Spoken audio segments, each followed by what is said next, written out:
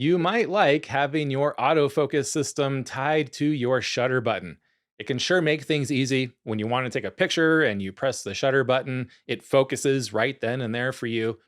But there are some reasons why you may want to reconsider this and how it can help your photography and help you get sharper photos to detach the autofocus command from the shutter button and assign it to a different button. So that's what we're going to learn in this video: how to use back button focus in Nikon cameras, when to use it, and how to set it up. And this video is a free preview from my Nikon Z Photography Fundamentals course. This is a comprehensive course about all of the technical aspects of photography using Nikon Z cameras. We go into the camera setup options, all of the different exposure modes and exposure customization settings. Same thing for the focus modes and focus settings and customizations, and a lot more. You can go back and rewatch these videos and reread that text at any time you'd like to learn about any of these aspects of Nikon Z cameras. There are tests at the end of each chapter to help you assess your learning, along with PDF handouts that you can download and assignments that you can submit to me for feedback. You can check out even more free previews from this course at photocourses.link/NikonZ. And if you do want to enroll in that full course, use the code TUBE20 to get 20% off that course. So here's how to use back button focus in Nikon Z cameras. So far, we've only talked about pressing the shutter button halfway to command autofocus, but you've also heard about that AF on button. What's that all about? Using this button, it's labeled either AF on or AFL, instead of the shutter button to command autofocus, is called back button focus. And this has long been a favorite focus technique for a lot of photographers, myself included, and it's very easy to implement in Nikon Z cameras. You don't have to use this technique. You may not like it, you might love it. I do just want to introduce you to it so that you can make that decision for yourself. Back button focus is just as it sounds. You use a button on the back of your camera to start autofocus instead of the shutter. The shutter button now only acts as a take the photo button. There is no autofocus associated with the shutter button at all. It does one function: create the picture. The two actions of both autofocusing and taking a photo, they are completely detached from one another. Now, why would you want to use this? Well, there's a lot of great reasons to use back button focus. For me, the biggest reason is that I don't need or want autofocus activated for every single photo. If I'm taking photos of a busy landscape, I'm not changing my focal length or my distance to the subject for each individual photo.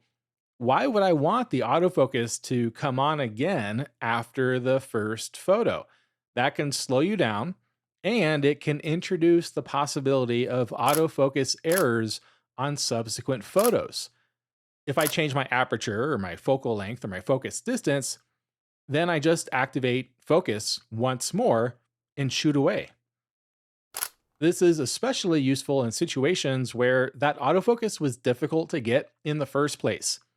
You might miss the timing of the photo if the autofocus has to work, it has to engage for every single photo. Why wouldn't you just set it once and forget it? Well, you can't totally forget it, but you get the idea. Back button focus is also great for the focus and recompose technique.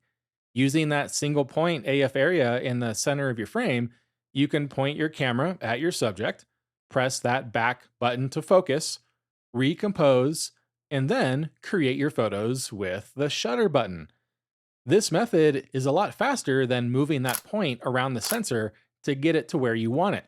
You just point it like a laser where you want to focus, command autofocus, and then compose your photo. And then, of course, there's always that issue of finding that halfway point with the shutter. It can be difficult for a lot of people, especially when you're wearing gloves. You might intend to just press the shutter button halfway, but instead you end up pressing it all the way and creating a photo when you didn't mean to. Sounds great, right? Well, there are some gotchas. Because you are detaching the autofocus command from the shutter button, it is possible that you'll get some blurry photos when you transition to this technique, especially if you've been using the shutter for autofocus for years. You'll press the shutter button to get the photo, forgetting that you have to use that back button to focus first. But if you practice and practice this before going on an actual photo shoot, you will overcome this in no time. It'll become second nature. The two actions, focusing and pressing the shutter for the photo, those are going to become habitual and ingrained in your muscle memory. So let's talk about setting up back button focus. There are only two simple steps to do this. The first one is we need to disable shutter autofocus. So you're going to go into your custom settings A group, that's focus, and find AF activation. This is set to shutter AF on by default, meaning that both the shutter button and the button assigned to AF on, that's the back autofocus button, can be used to command autofocus. Both of those can focus, but we want to disable the shutter button from doing this, so highlight AF on only. And that means that only that back autofocus button can be used to focus. If you press the multi-selector right on this option, you'll be taken into a submenu called Out of Focus Release. You'll want to make sure that this is enabled to take full advantage of back button focus. If this is disabled, you'll still need to command autofocus for every single photo, and that defeats one of the main advantages of using this technique. The second step is we need to enable that back button for autofocus. Like I said, depending on your camera, it's labeled either AF on or AEL AFL. This is your back button focus. We need to make sure that this is assigned to the function AF on, autofocus on. That's the autofocus command. So go to your custom settings F group, those are the controls, and then F2 custom controls. Find that button, either AF on or AEL AFL, and ensure that this is set to the function AF on. I suppose you could set other buttons to the AF on function, but Nikon gives us a dedicated button for this purpose. You can always reassign it if you find it easier to use a different button to command autofocus. And now, using back button focus, it's really easy. We've kind of already talked about the concept of this. But if you're in any autofocus mode, that back button will behave as it should for that mode, as if you were pressing the shutter halfway. It's completely the same, it's just a different button. So you put that focus area over what you want to focus on, press that back button, and then press the shutter button when you're ready to create that picture. If you're in AFS, single autofocus, you can release that back button. Take your thumb off of it after focus lock is confirmed. If you're in AFC, continuous autofocus, you'll need to keep holding that back button with your thumb to command continuous autofocus. And then with your index finger, you just press the shutter whenever you're ready to create a picture. To stop continuous autofocus, you just release your thumb from that back button. And you can still continue to take pictures after you release your thumb if nothing else is moving.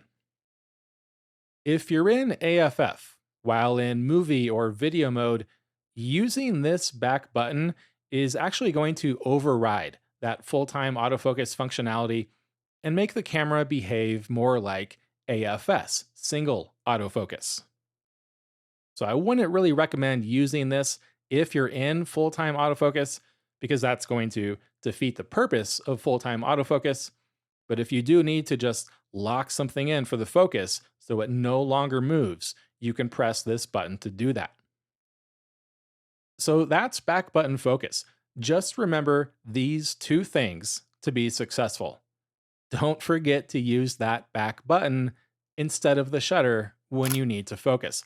Like I said, with practice, that'll become second nature in no time.